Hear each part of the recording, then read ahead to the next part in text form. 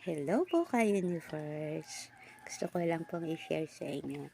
Kanina habang ako'y nakahiga, nakagawa ako ng isang tula. Kaya gusto ko rin namang marinig ninyo ito. Ang buhay ay parang trapiko. Hindi laging banayad, minsan ay nalulupak. Kahit may bagyo, kailangang iko. Madalas naghahanap ng alternatibo, lalo pat naiipit sa trapiko. Kaso wala ka ngang magawa, mga sasakyan ay kabi-kabila.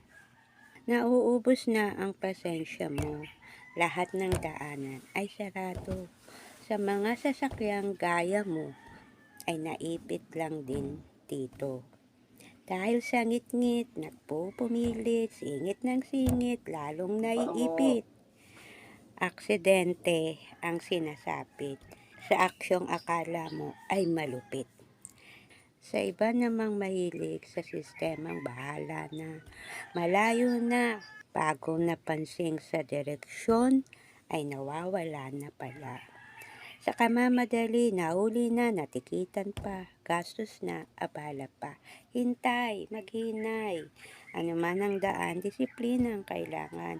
Mag-isip, huwag mainip, maniwala't magtiwala sa Diyos na lumikha. Anong meron? Baka may gulo doon sa dulo.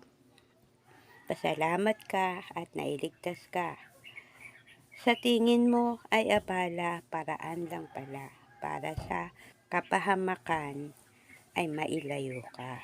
Laging dumaan sa tama, ang pasensya ay habaan nang makarating sa patutunguhan. Panalangin ay laging gawin bagong malis at pagdating. Huwag lang para sa iyo, maging sa pamilya mo. Sa pag-uwi mo, kapayapaan ay laging sa inyo. Yan po kayo ni First. Maraming salamat po. God bless.